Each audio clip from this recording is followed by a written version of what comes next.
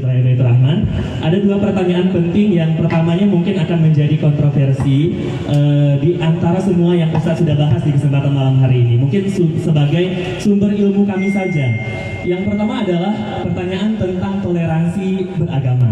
Jadi kita mengetahui bahwa Indonesia khususnya toleransi agama sangat dikuatkan seperti itu. Kemudian juga moderasi dalam beragama sangat dikuatkan. Kemudian di malam hari ini kita mendengar ada pembahasan masalah aswaja, kemudian Wahabi, kemudian lain-lainnya. Kemudian ada misalnya seperti beberapa pemahaman dalam Indonesia di Ahmadiyah, LDII, Syiah, kemudian Salamullah, kemudian Jamaah Tabligh dan lain sebagainya. Pertanyaan saya, Ustaz, kira-kira kenapa kita harus mengatakan kepada mereka bahwa paham-paham mereka itu tidak benar, atau paham-paham mereka itu keliru, atau paham-paham mereka itu merupakan paham-paham yang tidak berdalil, sedangkan kita bisa memahami mereka dengan kaidah misalnya ketika kita berijtihad, kan Allah Subhanahu wa taala memberikan kita kalau benar jawabannya adalah memberikan kita pahala 2. Sedangkan kalau ijtihadnya 1, pahalanya 1 seperti itu. Sedangkan kenapa sekarang ini kita harus mengatakan kepada mereka bahwa paham-paham mereka keliru, sedangkan mereka juga mungkin ijtihad mereka itu seperti itu.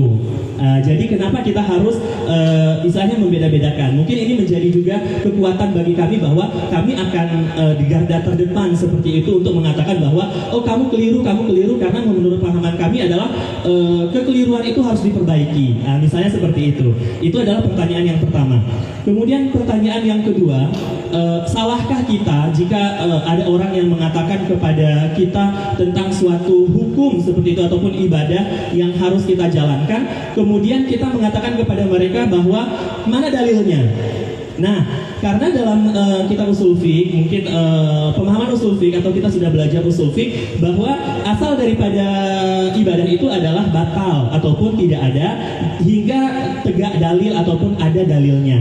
Jadi tidak adanya ibadah jika tidak ada dalil. Jadi untuk mengkhawatirkan kepemahaman kita dalam ibadah, sehingga ketika orang mengatakan ada sesuatu, misalnya nih, mohon maaf sekali Ustaz, zikir misalnya, zikir setelah sholat, kemudian kita katakan kenapa ya harus zikir setelah sholat? Kan ada orang-orang yang masbuk yang akan terganggu seperti itu. Ada orang-orang yang sebenarnya mereka itu menjalankan kewajibannya, sehingga dengan kita menjalankan ibadah sunnahnya sehingga terganggu seperti itu. Itu adalah dua pertanyaan yang kami sampaikan. Kurang dan lebihnya kami mohon maaf. Wassalamualaikum warahmatullahi wabarakatuh. Terima kasih ya. Pertama, masalah toleransi beragama. Toleransi beragama di dalam Islam sangat jelas, karena Islam ada ayat la ikraha fiddin, tidak ada paksaan dalam agama. Itu toleransi. Artinya kita gak boleh memaksa-maksa orang harus Islam, kalau enggak dibunuh. Kalau memang sudah tunduk pada umat Islam, itu gak boleh. Itu toleransi. Dan toleransi itu ada batasnya. Kalau lebih dari itu, toleransi bisa tidak boleh. Karenanya kata para ulama di dalam kitab-kitab fikih, bersahabat dengan non-muslim, kalau persahabatan itu secara zahir, luarnya saja itu hukumnya makruh.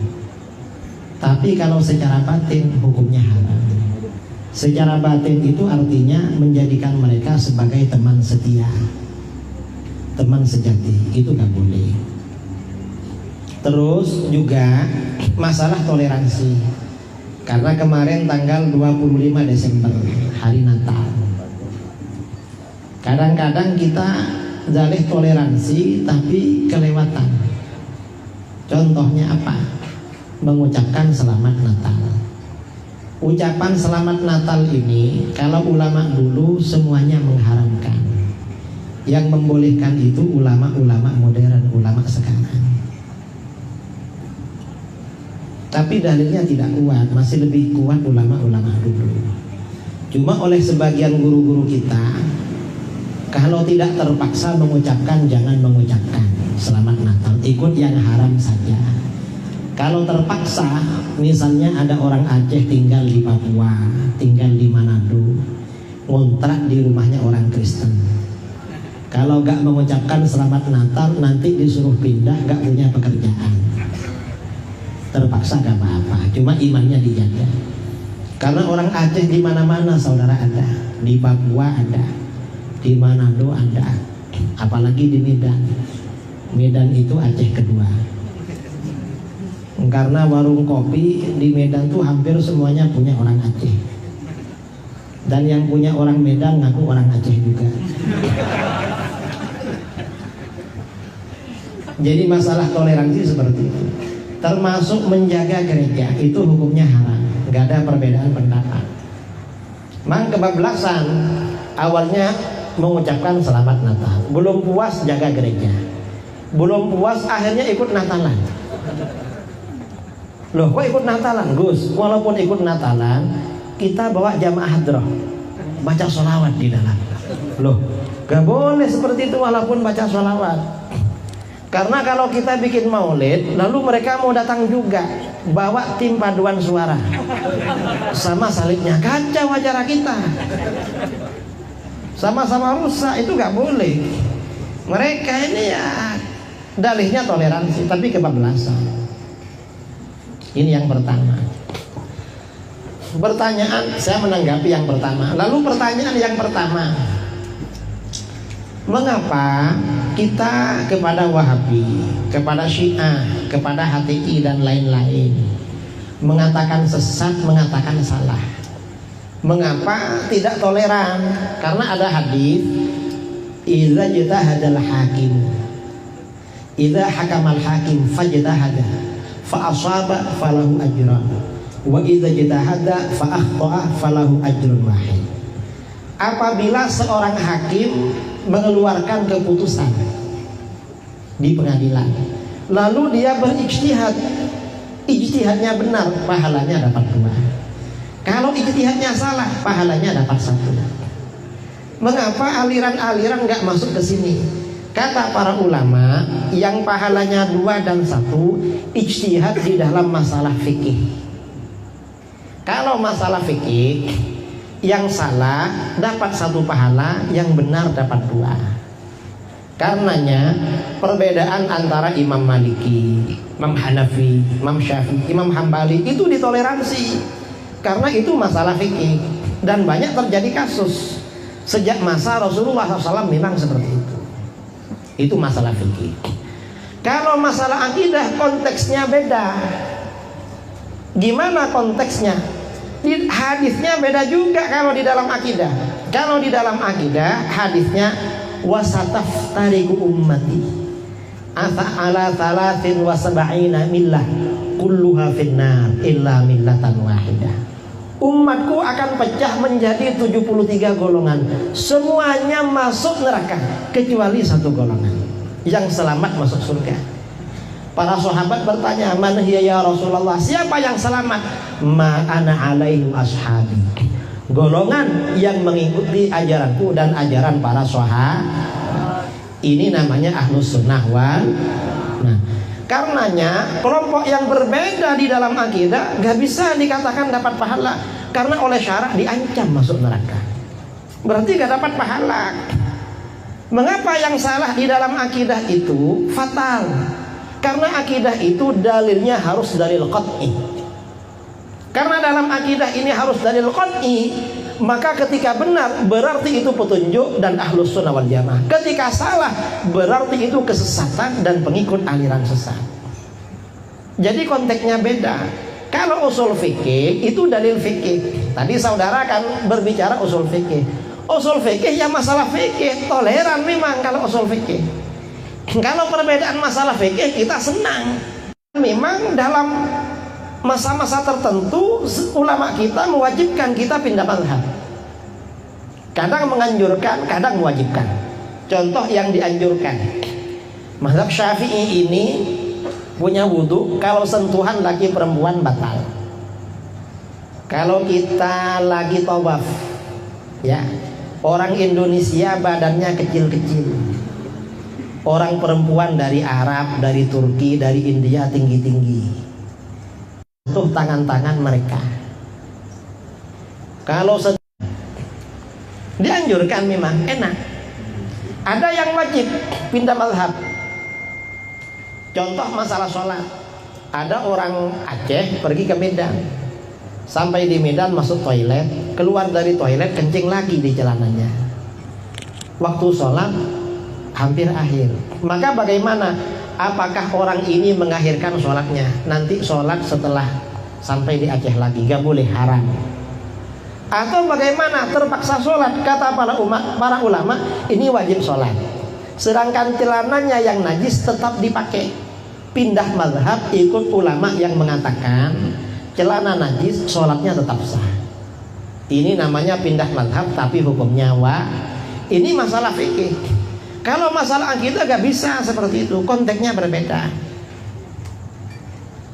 Karena masalah akidah ini dalilnya dari al-Qur'an. Dari al-Qur'an, saudara. Dan ahlus sunnah memang yang benar di dalam masalah ini. Banyak dalilnya ya. Setiap persoalan ahlus sunnah ini diberi kemenangan oleh Allah Subhanahu wa ta'ala. Dulu ahli bid'ah yang paling kuat itu Mu'tazilah. Mu'tazilah itu kalah dengan ahlus sunnah itu, digulung. Akhirnya setelah abad ke-7 Mu'tazilah itu gak ada. Karena dalam perdebatan ada ulama kita namanya Imam Fakhruddin Ar-Razi. Kalau orang Mu'tazilah mentakrir, menjelaskan dalil-dalil mereka, Imam Ar-Razi gak menyalahkan. Tapi bagaimana? Dibantu dibuatkan dalil yang lebih kuat. Beliau kalau debat dengan Mu'tazilah, kata beliau, kamu jangan membuat dalil seperti itu, gak kuat itu. Ginilah dalil kamu yang kuat. Mu'tazilah kagum. Setelah dibuatkan dalil yang lebih kuat, apa? Oleh beliau dipatahkan sendiri. Tapi ini saya bisa mematahkan walaupun lebih kuat. Akhirnya apa? Kata ulama Mu'tazilah kepada jamaahnya, kamu jangan terpengaruh sama orang ini. Orang ini oleh Allah memang diberi kemampuan memperkuat dalil kamu lalu mematahkan. Jadi karena orang ini pinter aja katanya, bukan karena akidah kamu salah. Ini kata ulama Mu'tazilah. Tapi lama-lama ulamanya ditinggalkan oleh jamaahnya. Karena jamaahnya juga berpikir itu. Artinya apa? Ahlus sunnah wal jamaah di dalam masalah akidah dalilnya selalu diberi kemenangan oleh Allah. Ini masalah ini. Kemudian masalah tadi, mengapa kita membicarakan mana dalilnya? Yang kita bicarakan Wahabi. Karena Wahabi sering kali tanya mana dalilnya. Mereka agak belajar. Kalau pelajar ya harus tanya dalilnya lalu dipelajari. Kalau masalah kaidah al-aslu fil ibadah al-butlan, asal dalam kaidah adalah batal illa ma dallat dalil ala sihhati, kecuali kalau ada dalil yang menunjukkan kesahannya. Di usul fikih tidak ada. Itu usul fikihnya Wahabi. Saya ini dosen usul fikih, saudara, dan saya dosen perbandingan mazhab, cuma sering keluyuran kemana-mana. Jadi kalau kaidah fikih atau kaidah dalam usul fikih, saya tahu Wahabi suka bikin, tapi di kaidah ulama dulu gak ada. Bikinan Wahabi sekarang memang. Kita gak mau kaidah-kaidah yang gak jelas, gak mau. Harus jelas. Itu kaidah yang kedua. Ya kita harus tahulah dalilnya, agar kita ini mantap mengamalkan ajaran Ahlus Sunnah wal. Karenanya jangan lupa hadiri majelis Kopi Nanggrung setiap malam Selasa. Saya kira itu sudah. HTI ya. Ada yang tanya, apakah HTI ajaran sesat? Iya. Mengapa? Di antara ajaran HTI tidak beriman kepada takdir, karena ikut Mu'tazilah. HTI. Kemudian HTI ini tidak beriman kepada azab kubur, ikut mazhab sebagian orang-orang Khawarij. Ini pimpinan mereka. HTI ini juga tidak percaya kepada takwil ayat-ayat mutasyabihat. Dianggap itu bikinan ulama mutakallimin Asy'ariyah. Padahal takwil itu riwayat dari ulama-ulama salaf, dari kalangan para sahabat. HTI ini tidak beriman kepada Imam Mahdi. Ahlus Sunnah beriman kepada imam. Mereka agak percaya. HTI ini membolehkan berijtihad kepada siapa saja, walau sekedar keakraban, cipika-cipiki, gak apa-apa ya. Itu gak apa-apa kalau yang disebut tahlil itu. Jadi bukan aliran sesat. Apa lagi? Hah? Apa? Jahar, zikir jahar setelah sholat itu bukan hanya di Aceh, tapi di Madinah. Sejak kapan? Sejak masa Rasulullah. Dan makmum masbuk pada masa Rasulullah sudah ada, saudara, bukan sekarang. Di dalam Sahih Bukhari, dalam Sahih Muslim, dalam kitab-kitab yang lain, karena Rasulullah SAW idza sallama min sholati yaqul bi shautil a'la la ilaha illallah wahdahu la syarikalah. Rasulullah itu setiap selesai sholat pasti berzikir dengan suara paling nyaring, jamaah dengar semua. Dan gak ada keterangan Rasulullah nyaring kalau gak ada makmum masuk. Gak ada keterangan begitu mutlak. Kemudian dalam riwayat Bukhari berkata Ibnu Abbas, inna raf'as shawt bidzikri hina yansharifun nas minal maktubah kana ala ahdi Nabi sallallahu alaihi wasallam. Sesungguhnya menyaringkan suara dengan zikir ketika orang-orang selesai sholat 5 waktu itu berlaku pada masa Nabi sallallahu alaihi wasallam. Dan tidak ada keterangan Nabi mengingatkan, awas ya kalau ada masbuk jangan nyaring-nyaring. Gak ada begitu. Makanya Imam Mutawalli termasuk ulama Syafi'iyah berpendapat zikir jahar setelah sholat hukumnya sunnah. Itu Imam Mutawalli. Cuma Imam Syafi'i mengatakan jahar itu tidak sunnah, yang sunnah zikirnya. Kecuali apabila imam bertujuan mengajarkan zikir kepada jamaah, jahar gak apa-apa. Itu Imam Syafi'i. Nah, di negeri kita ini kalau imamnya tidak jahar, jamaahnya pergi pelan-pelan, tidak ada yang baca zikir, maka berarti imam dianjurkan zikir jahar. Mengapa? Agar jamaah ikut zikir sesuai dengan hadis man dalla ala khairin falahu mithlu ajri fa'ilihi. Siapa yang menjadi perantara terjadinya kebaikan, dia dapat pahala seperti orang yang melakukan. Jadi beda. Yang nggak boleh itu kalau jaharnya teriak-teriak baru ganggu orang sholat, subhanallah, subhanallah, baru itu mengganggu. Kalau coba subhanallah, subhanallah, nggak terganggu. Nggak terganggu. Ya kalau ada jamaah datang terlambat, ya nunggulah sampai zikir selesai. Ya salahnya sendiri datang terlambat, lalu yang datang duluan dihukum. Jadi begitu. Bahkan membaca zikir dengan jahar di dalam sholat itu boleh. Itu di dalam sholat, saudara, bagi makmum. Mengapa? Karena ada hadis riwayat Bukhari dari Rifa'ah bin Rafi. Ketika Rasulullah sami Allahu liman hamidah, ada orang baca zikirnya, Rabbana walakal hamdu hamdan katsiran thayyiban mubarakan fi. Mestinya membaca Rabbana lakal hamdu mil'us samawati. Tapi ini baca zikir susunan sendiri. Selesai sholat Rasulullah tanya, siapa tadi yang bikin zikir sendiri? Kata laki-laki itu, saya Rasulullah. Tadi saya lihat malaikatnya yang mencatat lebih 30 malaikat. Padahal bikinan sendiri. Berdasarkan hadis ini, kata Imam Ibnu Hajar Al-Asqalani dalam Fathul Bari, pertama, membaca zikir di dalam sholat yang tidak diajarkan Nabi itu boleh. Padahal di dalam sholat ini dalil. Yang kedua, baca zikir di dalam sholat bagi makmum dijaharkan boleh, asal tidak mengganggu jamaah yang lain. Itu boleh dijaharkan. Cuma yang sunnah israr, lirik. Kalau ya boleh aja, tapi gak sunnah. Yang boleh itu bagaimana? Rabbana lakal hamdu mil'us samawati wa mil'ul ard. Itu gak terganggu. Yang terganggu itu kalau teriak-teriak Rabbana lakal, baru itu terganggu, karena orang terkejut itu. Kalau saya mempraktekkan seperti itulah keterangan di kitab. Jadi zikir jahar itu ya tetap berlaku seperti yang terjadi, karena memang itu berlaku sejak masa Rasulullah. Kalau imam ini gak zikir jahar, jamaah kita habis loh, gak baca zikir.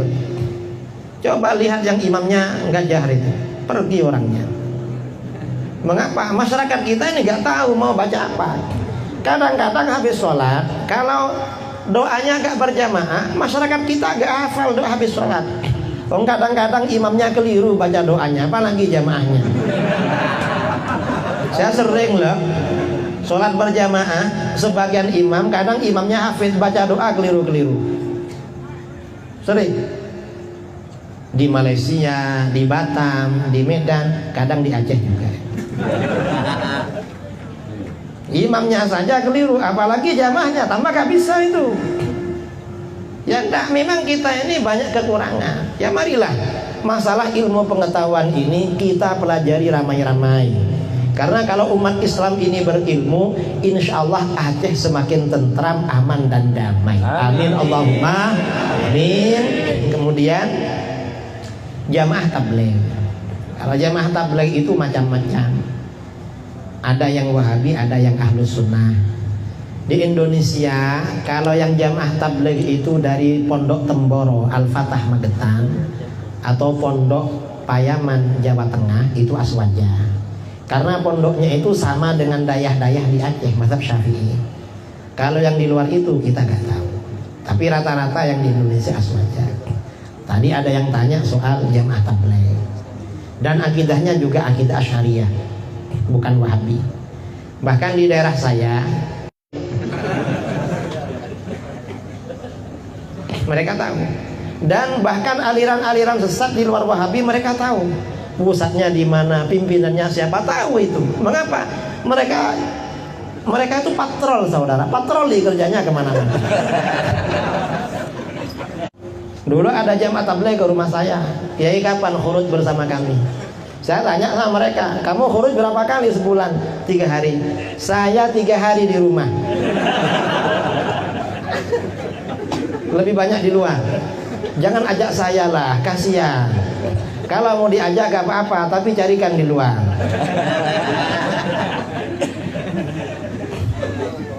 Akhirnya kata mereka, Kiai, kalau khuruj kita ikut katanya. Mau ikut saya katanya.